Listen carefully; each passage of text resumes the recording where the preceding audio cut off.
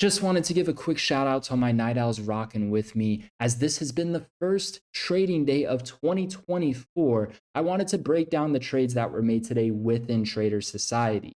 I ended up making one trade today, and it was on SPX calls. As you can see right here at 3:32 p.m., I alerted to my team in Trader Society in real time that I was buying SPX 4730 strike calls slightly out of the money at $2 a contract, just $200 a contract. They dropped all the way to about $85 a contract. I was down over 50% quickly after buying those contracts. As you can see right here, just 6 minutes later, I ended up adding at a lower price of just $1.30 a contract. And then 5 minutes after that, I ended up adding at $1.25 a contract. One of our most loyal members within Trader Society, got to give a big shout out to Stanimal. He said it was beast mode. We had another member make over 60% in a very short period of time on those contracts. I ended up exiting those contracts at 3:50 p.m. at $5 a contract. Now, the crazy thing is, just 10 minutes later, these contracts went all the way to $14. Meaning, if you were to buy just one contract at $1, just $100 a contract, it could have turned into $1,400 in 28 minutes on a single trade. That is the beauty of trading SPX out of the money option contracts towards the end of the day. Now, with that being said, I will share with you one of the things I was seeing in terms of entering this trade. It had to do with the 30-minute chart. As you could see right here, if you take a look at these two red lines, they're going to represent a resistance level. So you could see right here, the top of this line, this is a 30-minute candle. The high of this, when it reacts as a resistance, when it reacts as a bearish level, it has a nice drop. And then you can see right here, the high of this one, slightly lower, when it reacts as a resistance, it has a nice bearish drop. Now, when I noticed that the SPY was consistently selling off, take a look at this pattern right here. See how it's consistently selling off, right? And then you see how it's consistently selling off, looks a little bit similar, right? And then you see how it kind of recovers, and then you see how it kind of recovers.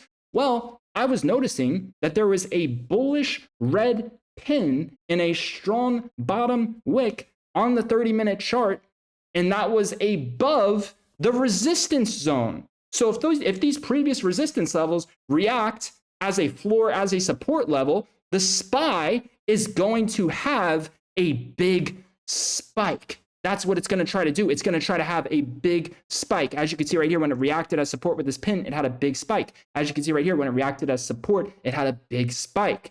And also, it's going to try to attempt to go to the high of this wick. And also, there's a gap to fill above at 4769. So for me, it was a no-brainer to be buying calls as soon as this 30-minute candlestick closed at 3:30 p.m.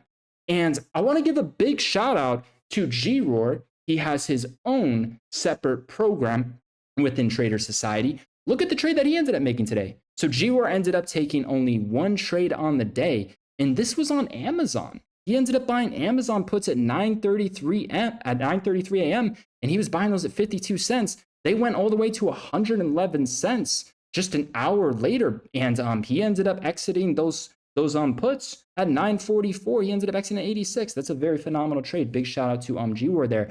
But anyways, what is it that I'm looking for in terms of SPY and SPX tomorrow? I'm just going to share with you one pattern that I'm looking for. This is just something I'm looking at. So I'm just taking a look at the daily chart, right?